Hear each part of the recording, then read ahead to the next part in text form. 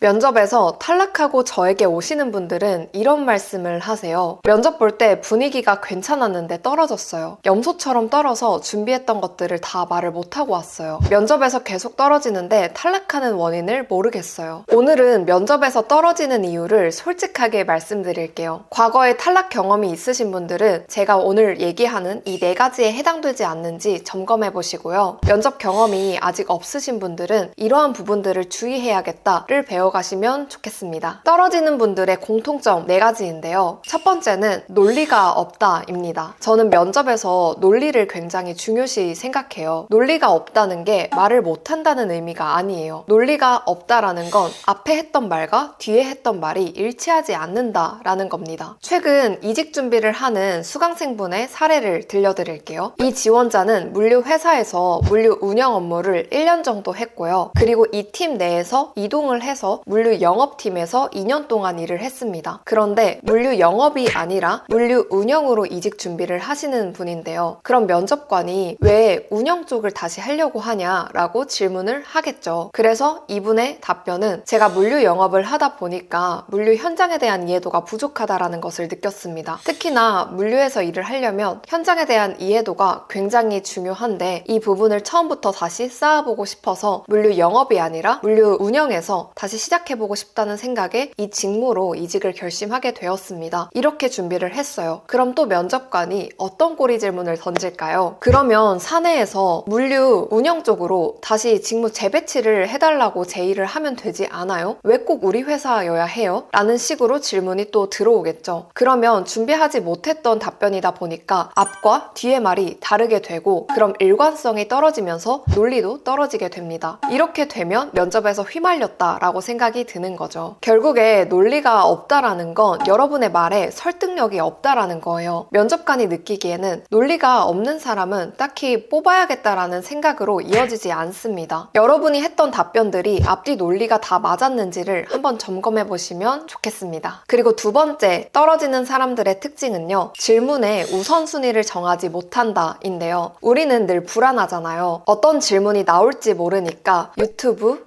구글, 인스타, 면접 질문 모음집 하면서 검색을 하겠죠. 이런저런 질문들 다 중요해 보이고 이 답변 준비 못하면 절 것 같으니까 하나씩 다 수집을 하잖아요. 그러다 보면 워드 파일이 막 20장, 30장씩 늘어나고 외울 수가 없겠다라는 생각까지 이어집니다. 따라서 어차피 다 외우지도 못하고 결국에 준비의 깊이가 낮아져요. 하지만 면접 질문에서도 사실 우선순위라는 게 있어요. 자기소개, 회사 지원 동기, 마지막 할 말, 갈등 경험. 제가 예전에 10가지 영상 찍어놨었는데요. 꼭 필수로 준비해야 하는 10가지 질문이에요. 이 질문 먼저 제대로 준비가 되어 있는지를 점검해 보셔야 합니다. 이러한 10가지 질문이 제대로 되어 있지도 않고 인성 질문을 막 뽑으시면 안 돼요. 예를 들어 워라벨에 대해 어떻게 생각하세요? 이런 질문들은 필수 질문이 완전히 탄탄히 되어 있고 그 다음에 인성 질문을 뽑는 겁니다. 필수 질문이 다 되어 있으면 여러분이 공격받을 만한 포인트들 있잖아요. 공백기, 아니면 학점, 이직, 퇴사 사유 이런 것들을 그 다음에 준비를 하셔야 합니다. 따라서 계속 탈락하시는 분들은 질문의 우선순위를 좀 정하지 못하고 선택과 집중을 잘 못하시는 것 같았어요. 셋째, 떨어지는 분들의 특징, 로봇 같다입니다. 대화하는 게 아니라 스크립트를 낭독을 하고 있어요. 제가 유튜브를 찍을 때에도 여러분이 바로 제 앞에 있다고 생각을 하고 친구에게 말을 한다라는 생각, 내가 아는 것을 다 알려줘야겠다라는 생각으로 대화하듯이 말을 해요. 면접도 똑같아요. 결국에 대화입니다. 여러분이 준비해온 그 스크립트가 궁금한 게 아니라 지원자인 여러분, 이 사람을 궁금해하는 거예요. 따라서 외워온 답변인 게 너무 티나면 준비해온 거 읽고 있네? 라는 생각으로 흥미가 떨어집니다. 되게 신기한 부분은요. 로봇 같은 분들의 특징이 질문 의도와 어긋나는 답변을 자주 합니다. 왜냐하면 제가 외워온 답변은 여기 있잖아요. 그런데 면접관의 질문에 그게 매칭되는 답변이 없으니까 뭔가 조금 유사한 것 같은 답변을 끌고 와요. 그런데 본인도 그 의도와 맞지 않는 답변을 하고 있다는 걸 의식을 하고 있어요. 그럼에도 멈출 수가 없는 게 이 스크립트가 하나의 문단이 이렇게 구성이 되어 있고 이게 끝날 때까지 내 말은 멈출 수가 없는 거죠. 이런 식으로 악순환이 반복됩니다. 따라서 여러분이 스크립트 전체를 외우는 게 아니라 이 경험에 대해서 이해하고 체화를 한다고 생각하셔야 합니다. 그리고 네 번째 특징은요. 본인을 너무 믿는다입니다. 몇몇 분들이 저는 상황 대처 능력이 꽤 좋아요. 말을 어느 정도 해요. 못한다고 들어본 적이 없어요. 너무 본인을 믿고 미루는 거죠. 또는 시간이 없다라는 핑계로 면접을 벼락치기를 합니다. 사실 우리가 태어나서 면접이라는 걸 배워본 적이 없어요. 면접은 단순히 말을 잘하는 게 아니에요. 나라는 사람이 어떤 사람인지, 내가 어떠한 강점을 가지고 있는지, 그리고 우리 회사에 내가 왜 필요한지를 세일즈를 하는 거예요. 그런데 우리가 살면서 나라는 사람을 세일즈 해볼 기회가 거의 없잖아요. 그래서 조금만 하면 되겠지, 나중에 하면 되겠지라는 생각으로 밀어버리는데요. 그러다 망합니다. 왜냐면 운이 안 좋으면 면접이 이틀 뒤에 잡혀버릴 수도 있어요. 정말 생각이라는 거는 하면 할수록 깊어지거든요. 해본 분들은 아실 거예요. 예컨대 면접에서 갈등 경험에 대해서 말을 해보실래요? 라는 질문에 답변을 하긴 했어요. 그런데 꼬리 질문으로 그때 땡땡님의 생각은 어땠어요? 감정은 어떠셨어요? 라는 생각을 물어보는 질문이 나오면 정말 탁 막혀버립니다. 그 이유는 깊게 고민을 해본 적이 없기 때문이죠. 이렇게 면접장에 가서 털리고 오면 다시 트라우마가 되어버려요. 면접이란 건 나에게 어려운 존재다? 다음에 가면 난 또 떨어질 거다. 따라서 첫 면접도 되게 중요하고요. 준비된 상태에서 면접을 보는 게 꽤나 유용한 경험이 될 거예요. 제가 늘 강조하는 게 생각하는 힘을 기르라는 거잖아요. 미리 생각 정리를 해두시는 분들이라면 그래도 수월하게 준비를 할 수 있을 거라고 생각해요. 그런 분들이 아니라고 한다면 하루에 15분씩만 면접 준비에 투자를 하세요. 하루에 15분씩 질문 하나씩만 준비하는 거예요. 한 개씩 30일을 해본다고 쳐요. 그러면 한 달에 총 30개의 질문이 완성되어 있는 거잖아요. 서류 쓰면서 딱 15분씩만 투자를 하면요. 면접이 갑자기 잡히더라도 그렇게 크게 걱정되지가 않습니다. 이렇게 미리 글을 쓰면서 생각하는 힘을 길러놓잖아요. 그럼 여러분들이 면접장에 가서 당황스러운 질문을 접하더라도요. 뇌라는 이 도서관에서 내 지식과 생각을 빠르게 꺼내올 수 있는 그 능력이 생겨요. 진짜예요. 그리고 면접은 정말 준비된 사람이 기회를 잡습니다. 최종 합격하는 사람들의 공통점은 모두 다 미리 차곡차곡 준비를 했다는 거예요. 떨어진 경험이 있으신 분들도 저에게 미리 와서 준비를 하시거든요. 예전에 받았던 면접 복기본 이제 살펴보면서 이 포인트에서 답변을 잘못했다라는 것을 밝혀보고 그럼 어떻게 답변을 수정하면 좋을지를 같이 이야기를 나눕니다. 저는 면접이라는 건 말을 잘하는 사람이 아니라 그 회사에 필요로 하는 사람이 뽑힌다고 생각을 해요. 그러면 면접관, 그 회사 사람들이 어떠한 생각으로 이 지원자를 평가를 하는지 알아야 합니다. 따라서 여러분이 인터넷에 떠도는 그런 답변 예시들 말고 실제 수강생들의 합격자 답변을 참고를 하고 싶으면 면접 마스터키를 꼭 활용을 해보세요. 여기에 면접관들의 인터뷰까지 수록이 되어 있거든요. 저 안 믿으셔도 되고요. 책 활용하고 최종 합격하셨던 분들의 후기를 한번 믿어보세요. 인풋이 없으면 아웃풋도 없잖아요. 여러분들이 질 좋은 답변을 보면서 인풋을 하고 여러분들의 생각을 한 번 더 거쳐서 아웃풋을 내보세요. 영상 밑에 면접 마스터키 책은 링크로 달아둘게요. 지금까지 제가 3년 동안 취업 컨설팅을 하면서 알게 된 떨어지는 분들의 특징 4가지를 설명드렸는데요. 여기에 해당되셨던 분들은 피드백을 스스로 반영을 해서 꼭 다음 기회에서는 좋은 결과 얻으셨으면 좋겠습니다. 항상 응원을 할게요. 감사합니다. 안녕.